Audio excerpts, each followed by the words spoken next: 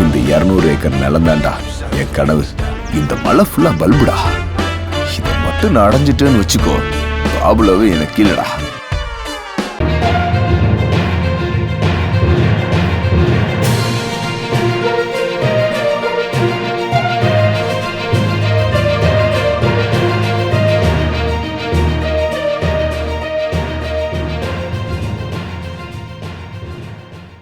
Spotlight நேயர்களுக்கு வணக்கம். இப்போ திரைமர்சனத்தில் பார்க்க போற இடம் Christina Kathirvelan.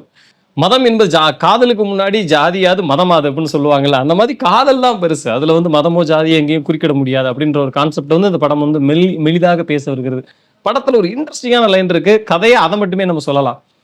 Hero Kaushik, heroine Pratibha, இவங்க 2 பேருக்குள்ள சின்னதா ஒரு லவ் முளைக்கிற மாதிரி ஒரு சூழல் வருது. ஆனா பிரதிபா வந்து இல்ல, நமக்கு இவர் செட் ஆகாது அப்படின்னு சொல்லி அவங்க வந்து வேற ட்ராக் எடுத்து கல்யாணமே பண்ண போயிடுறாங்க. இந்த நேரத்துல ஹீரோவோட ஃப்ரெண்டுக்கு ஒரு ரிஜிஸ்டர் மேரேஜ் பண்ண வேண்டியிருக்கு. அதுக்கு சாட்சிக்கு ஆள் தேவைப்படுது. அப்போ வந்து ரிஜிஸ்டர் ஆபீஸ்ல என்ன சொல்றாங்க, ஒரு வக்கீல் வந்து நீங்க வந்து ப்ரூஃப் மட்டும் கொண்டு வாங்க, மாப்பிள்ளை பொண்ணு இல்லட்டா கூட நான் சர்டிஃபிகேட் ரெடி பண்ணிடுறேன்றாங்க காசு மூலமா. ஓகே அப்படின்னு சொல்லிட்டு இவங்க என்ன பண்ணிடுறாங்க, ஹீரோ வந்து அவர் ஃப்ரெண்டுக்கு சார்பாக அவர் ஒரு ப்ரூஃப் கொடுக்குறாரு. ஹீரோயின் பிரதீபா அந்த ஃபீமேலுக்காக ஒரு ப்ரூஃப் ஒன்று கொடுக்குறாங்க. ஆனால் ரிஜிஸ்டர் ஆஃபீஸில் என்ன பண்ணிடுறாங்க, இவங்க 2 பேருக்கும் கல்யாணம் பண்ண மாதிரி சர்டிஃபிகேட் ரெடி பண்ணிடுறாங்க. அது வந்து பெரிய பிரச்சனையை ஏற்படுத்துது. அந்த சர்டிஃபிகேட் வந்து ரிட்டர்ன் பண்ணுவாரு இல்லாமல் பண்ணுறதுக்கான ஒரு சூழல் வருது. அதுக்கு பிறகு இவங்களுக்குள்ள காதல் வந்துச்சு அப்படிங்கிறத கதை. கேட்க எவ்வளோ இன்ட்ரெஸ்டிங்கான ஒரு லைன். இயக்குனர் அலெக்ஸ் பாண்டியன் வந்து இன்ட்ரெஸ்டிங்கான கதையை தேர்ந்தெடுத்துட்டாரு. அதை திரைக்கதை ஆகும்போது சின்ன சின்ன சமரசங்கள் அவர் பண்ணியிருந்தாலும் கூட ஒரு சில இடத்துல ஒரு மாதிரி இன்ட்ரெஸ்டிங்காக கொண்டு போய் கிளைமேக்ஸ் டைமில் வந்து கொஞ்சம் மனசுக்கு நம்ம நெருக்கமான உருக்கமான ஒரு செய்தி வந்து அவர் பண்ணிடுறாரு. அது நிறைய பேருக்கு இருந்துச்சு. கௌசிகை பொறுத்த வரைக்கும் முதல் கதாநாயகன் கூடுமான வரைக்கும் நல்ல நடிப்பு போட முயற்சி பண்ணிக்கிட்டே இருக்காரு. இதில் பாராட்ட வேண்டியது யாருன்னா ஹீரோயின் தான்.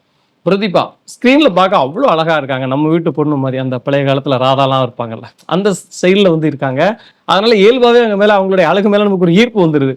சேம் டைம் நடிப்பும் சரி, அவங்களுக்கு வழங்கப்பட்ட வெளியே ரொம்ப அழகாக பண்ணியிருக்காங்க. ஒரு நடிகை வந்து எந்த அளவுக்கு அர்ப்பணிப்பு கொடுக்குறாங்களோ அந்த அளவுக்கு அவங்களுக்கு ரிசல்ட் கிடைக்கும். இந்த படத்தை பொறுத்த வரைக்கும் எந்த ரிவ்யூலையும் அவங்கள பற்றி நிச்சயமாக நெகட்டிவாகவே இருக்காது அப்படிங்க நாங்கள் உறுதியாக நம்புகிறோம். ஏன்னா அவங்களுடைய அர்ப்பணிப்பு ரொம்ப பெருசு. விஜய் டிவியில் ரொம்ப பிரபலமாக போயிட்டு இருந்த ஒரு சீரியல்ல இருந்து வெளியே இந்த படத்துக்காக அந்த சீரியல் விட்டுட்டு வெளியில வந்து இந்த படத்தை நடிச்சிருந்தாங்க. அதனால அந்த அர்ப்பணிப்பு மிக்க பணிக்காக நிச்சயமாக அவருக்கான பாராட்டுகள் நிச்சயம் இருக்கும் அப்படிங்கிறத நம்ம வந்து நம்புகிறோம். அதர்ஸ் கேரக்டர் பொறுத்த வரைக்கும் கஞ்சா கருப்பு, சிங்கம் புலி, அருள்மணி, இப்படி நிறைய அலெக்ஸ் பாண்டியன் டைரக்டர் கூட ஒரு கேரக்டர் அடிச்சிருக்காரு. கொடுத்த வேலைகளை சரியாக செஞ்சுருந்தாங்க. இன்னும் படத்தில் காமெடியை கொஞ்சம் எக்ஸ்ட்ரா ஆட் பண்ணியிருக்கலாம். அதுக்கான இடம் இருந்துச்சு, இன்னும் கொஞ்சம் ஆட் பண்ணியிருந்திருக்கலாம். முன்னாடி ஃபர்ஸ்ட் ஹாஃப்ல கொஞ்சம் கொண்டு வராங்க அந்த காலேஜ் பசங்களை வச்சு, இன்னும் கூட கொஞ்சம் அதிகமாக பண்ணியிருந்திருக்க முடியும். பின்னணி இசை ஓகே ரகமாக இருந்துச்சு. சினிமாட்டோகிராஃபி கொஞ்சம் பெட்டராக இருந்துச்சு.